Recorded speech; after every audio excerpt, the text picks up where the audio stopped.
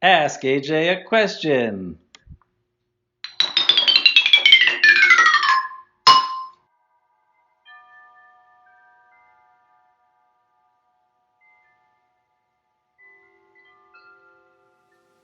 Why is it so dang hot in Wonder Valley? Edmund Yeager talks a little bit about this, and I think he identifies two variables. The first being that we're in a rain shadow from the Little San Bernardino and Pinto Mountains. The rain that's headed our way falls in those higher elevations before it gets to Wonder Valley. The second variable is that we're at a relatively low elevation. Most of the high desert is at 2,000, 3,000, 4,000 feet. We're down here at 1,400 feet. As you get lower in elevation, the air becomes a bit more dense, and it holds heat better.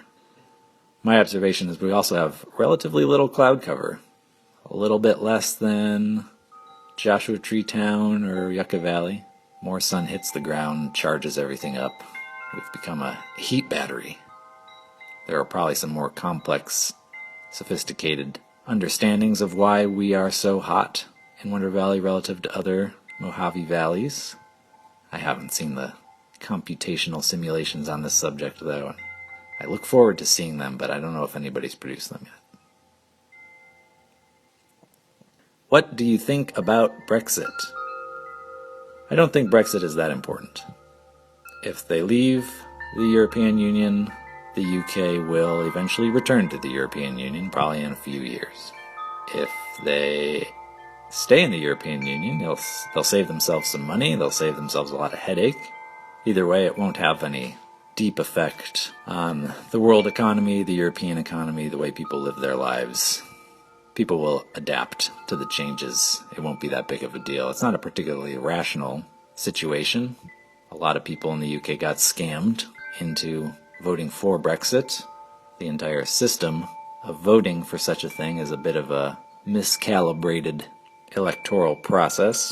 It shouldn't take 51% of a vote to do something so momentous.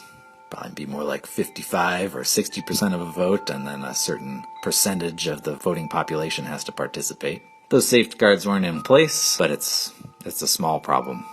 It's not a big deal. Of course, the Irish question is on everybody's mind, but both Northern Ireland and Ireland are pretty wealthy places at this point, and the chances that they'll descend into a civil conflict again are probably pretty slim. Our third and final question, should we celebrate birthdays? It seems that evil is everywhere. Should we have celebrations at all? Well, celebration is not separate from an acknowledgement of evil in the world. There's a long tradition of celebration which is in the mode of Dionysus or Bacchus, in which evil and mischief are an essential part of the celebration, if not simply symbolically, also in the celebration itself. Rough and tumble times.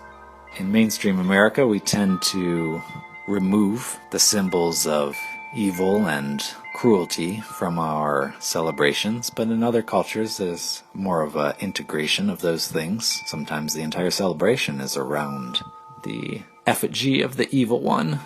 We have an obligation to spend our time and our money solving problems of suffering and injustice in the world, but we don't have to do that 24/7. If we did 10 or 20 hours of work in that direction a week, we'd probably be all right. So if you need to celebrate in a way that doesn't acknowledge evil and then perhaps even adds a little bit to the evil of the world, that's okay.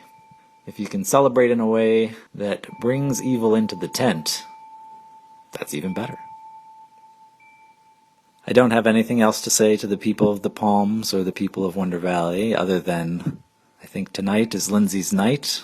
Happy birthday, Lindsey. I love you. I hope everyone is treating you right, bringing a little bit of darkness into your life, but mostly fun and light.